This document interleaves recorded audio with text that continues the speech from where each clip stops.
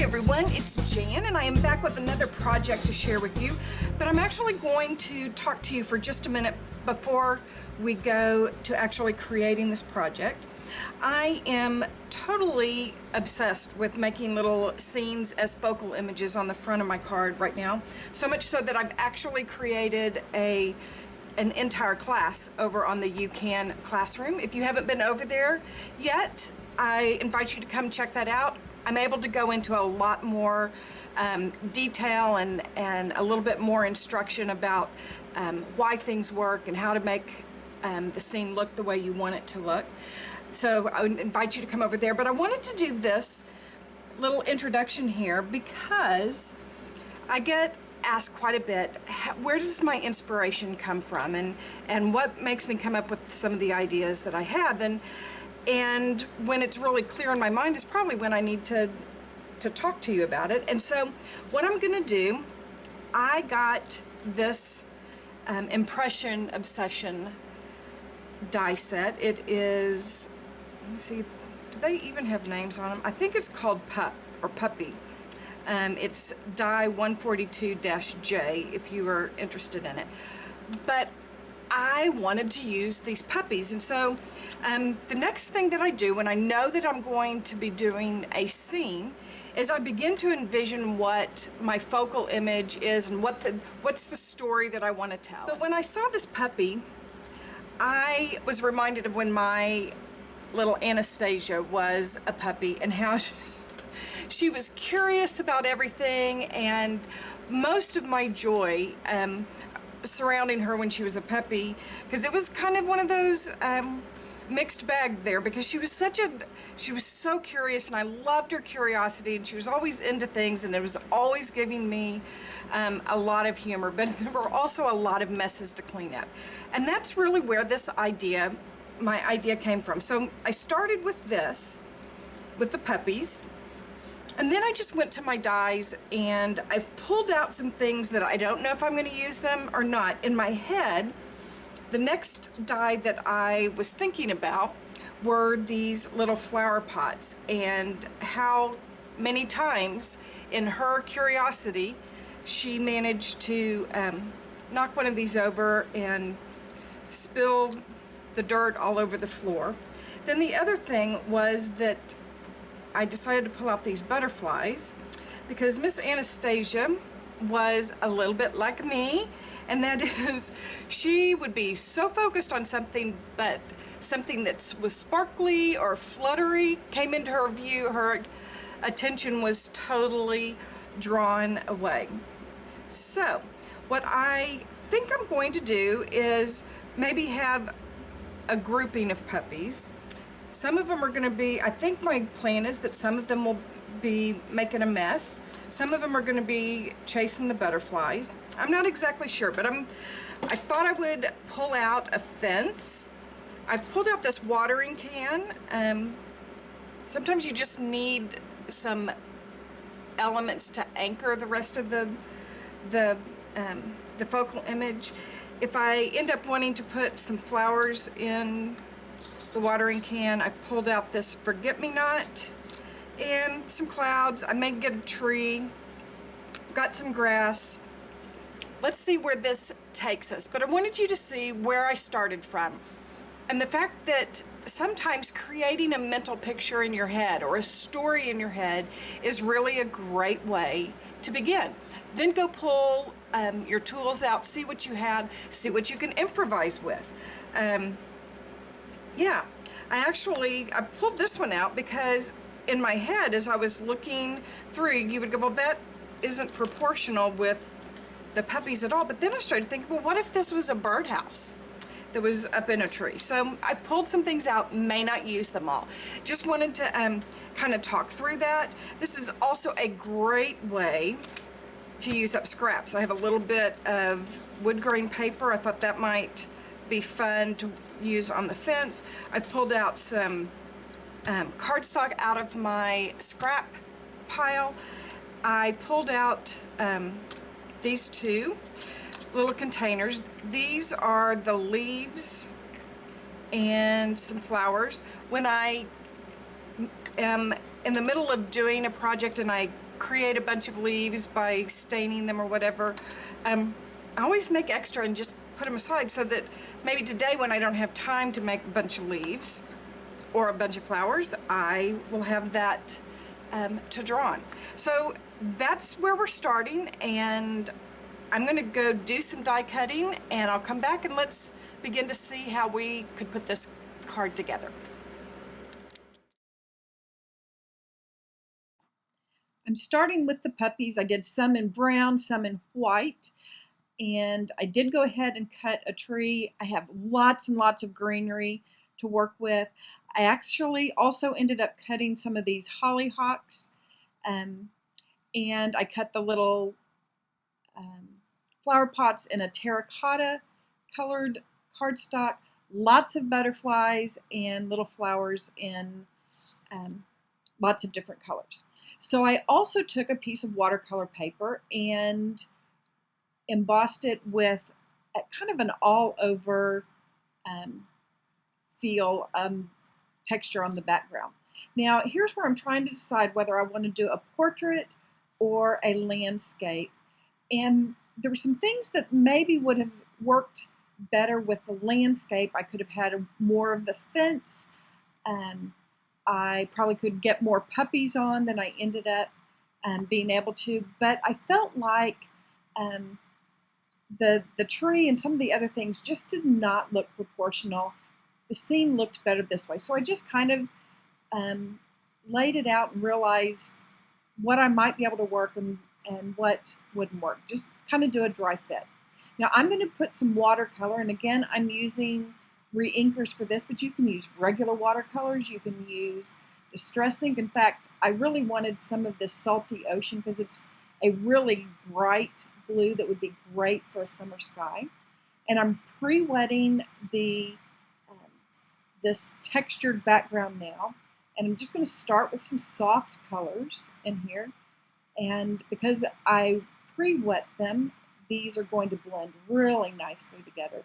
And you can see the benefit now of having that texture and that embossed background. It just gives so much visual interest to the sky. And I'm just mixing, some colors together, and I can spray it down if I need a little more blending.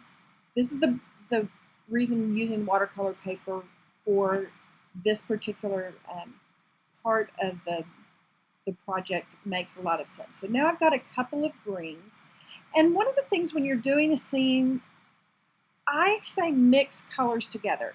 If you go outside and you look at grass, it isn't just one solid color. So by mixing a couple of colors together, it actually looks a little more realistic. Now for the clouds, I decided not to use the die cuts. I'm using a gelato by Faber-Castell, and I'm not wetting it. I'm using it in the creamy format that it's at, and it's just kind of hitting some of those high spots, but it gives that illusion of clouds. So, when you're working on this, pull some of your products out, try different things. I wanted to add a little bit of maybe a little bit darker green in, and so I'm using peeled paint distress ink, and you can see that it, again, just added a layer of color there. So now let's work on spicing up our die cuts just a little bit. And particularly when you're working with little die cuts like these puppies, I find that putting them on a piece of painter's tape or Post-it tape will help you manage them a little bit better.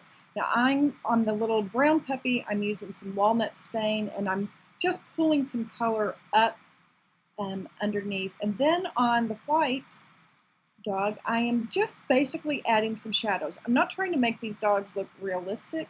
I'm just trying to give them just a little shape. So I'm using some grays and basically putting in shadows. And I, after I did the ink over on the brown puppy, I took a warm gray Copic marker and basically did the same thing, just putting some shadows there. Now here on my acrylic block, I have a little vintage photo because it has a little bit of a red or a terracotta undertone and some walnut stain ink just pressed into there. And I'm just the same way that you would try to make a an object look round, you put the dark on the edges and leave a little bit of light in the center. That's what I did. Just quick things, not super long hours of detail, just adding some things together. Now I'm taking some antique linen, and you can't really see it in the video here, but I cut this fence out of some of that wood grain paper, so it actually is picking up a little texture. And I'm using a blue violet Copic marker here to add some shadows, and I wanted to soften those up a little bit, so I took my Zero blender and just kind of blended it out.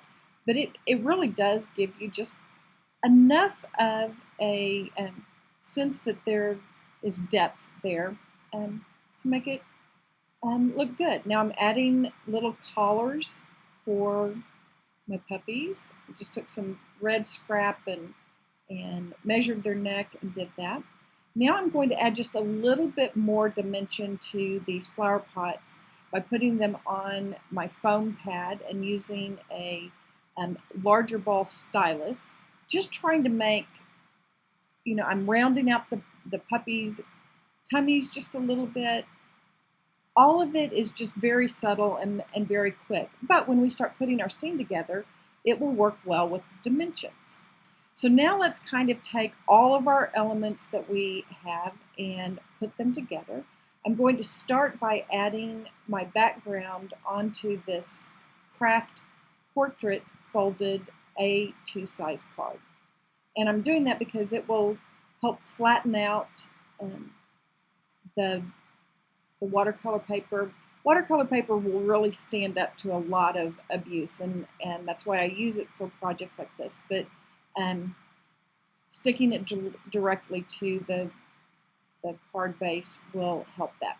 Now I've cut out this tree. It is an Impression Obsession tree, and I'm using rolled glue dots to add it, and my tweezers, that's the only way I know to do it, because you can stick it down, hold it, and if you need to pull it and make it a little thinner, you can do that too. So I just roll up the glue dots, and you can see I put them in pretty strategic places.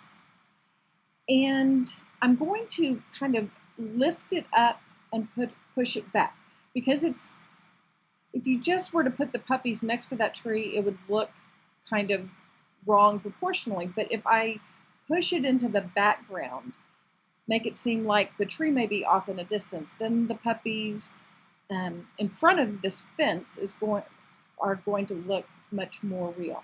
Now I'm using zip dry glue on this layer of grass, and you just kind of want to make sure that you're able to have enough room so that the grass that you've put behind there.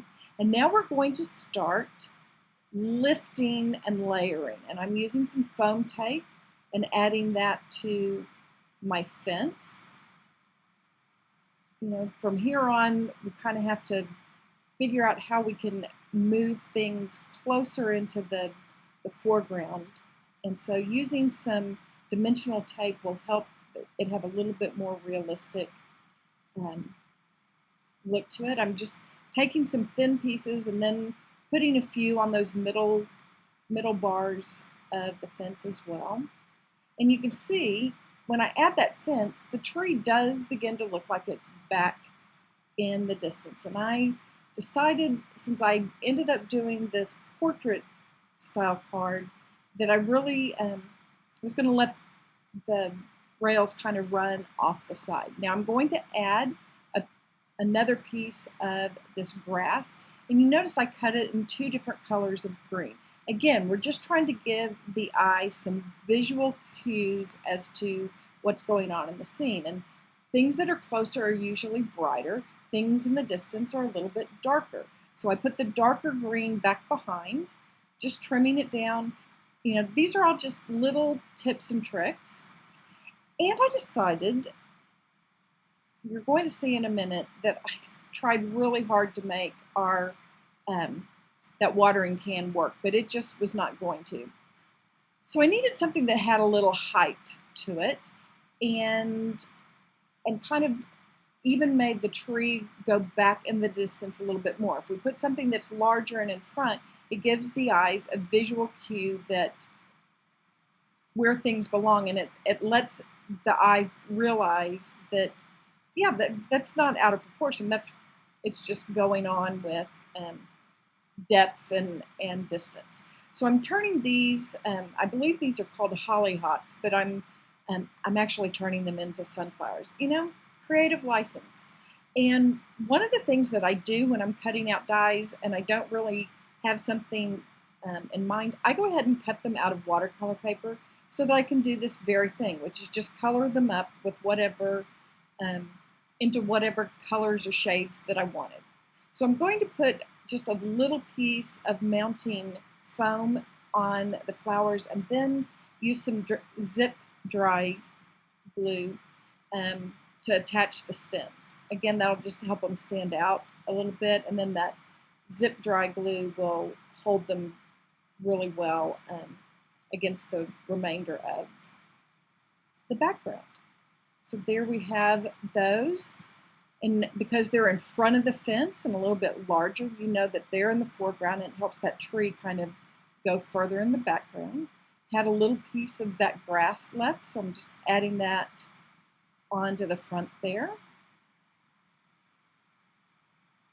Okay, so sometimes a great idea just doesn't work. I wanted this flower watering pot here so badly, but I started, because of where it needed to be in the foreground, when I put the puppies next to it, they either looked like they were the runts of the litter or they were in, you know, one of those Honey, I Shrunk the Kids kind of thing, because the watering can was just too large. And it's so cool because I made it all rusty and everything else, but I've saved the footage on that, and I will use I will use it somewhere else, and I will show you how I made this wonderful rusted out watering can.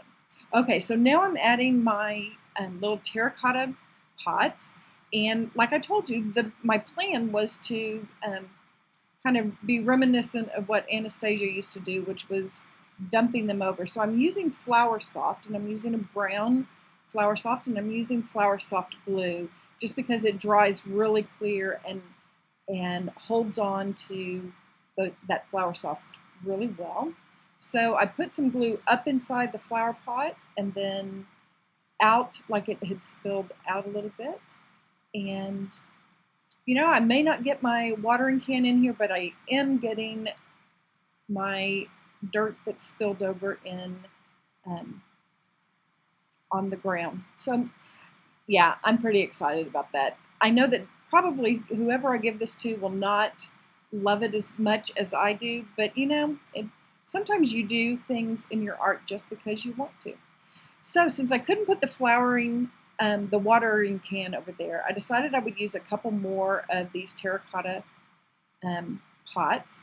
And remember, I had used the stylus to make them a little bit round, so I'm putting a foam dot in the middle of the flower pot and then adding just little bits of greenery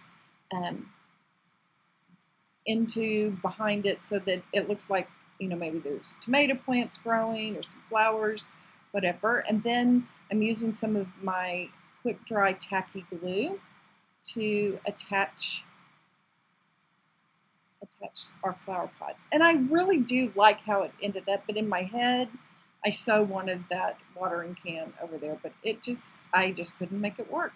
So I had to be willing to adapt. And I really like where it ended up because it keeps the focus on the puppies and their mischief in my mind. So it's time to add the little pups, and I'm putting a little bit of foam tape behind them. And because I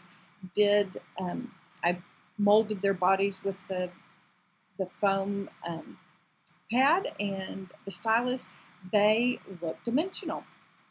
Cute little puppies. Had to put them on a farm where they could have some fun and get into mischief without getting into too much trouble. They're just little cutie patooties, I think.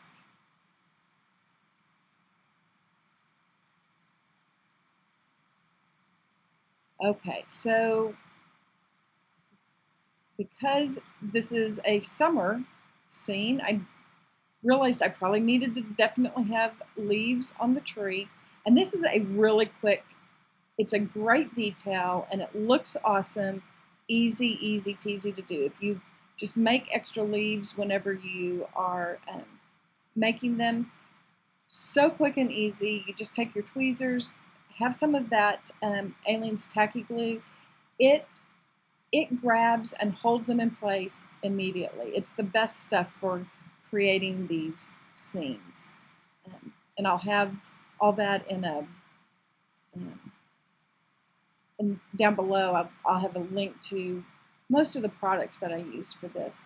I had some little birds in there, and honestly, I don't remember where those birds came from. I do think that they're Impression Obsession little birds, but again, when I cut dies, I make several of them, and then they're useful for future.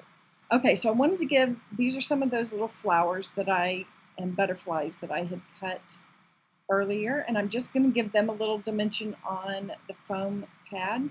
I'm using the Susan's Garden tools, particularly on those butterflies. That's the veining tool, but it's great for kind of folding those small little butterflies so that their wings were up. You can see how fast that glue is drying. It was particularly under the lights of the camera. It gets dry pretty quickly, but it lets you put these scenes together really pretty quickly. So just adding a few little flowers here and there on the greenery that are in the terracotta pots. And now I'm going to add the butterflies.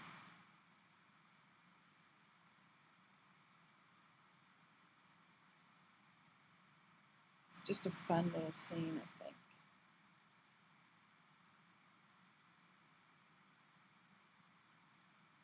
You know, sequins and small butterflies, I have to just kind of look at and see, test them and try them. I don't really know what it is. I know that I wanted, usually using groupings of odd numbers is probably the best. And putting one little butterfly up high really did kind of bring the eye up there as well. So here's our scene. It came together really well. I love the little puppies, their mischief that they're getting into, and it's a fun piece of art to sit out, but it happens to also be a card. Appreciate you stopping by and coming to hang out with me today. If you are interested in maybe going a little bit deeper on making scenes like this, visit my website and check out the classes over there. Please subscribe and visit my blog for more inspiration, and be sure and follow me on Instagram, Pinterest, Facebook, and Twitter. I appreciate you stopping by today. Be sure and save some time for creative play, and I'll be back soon.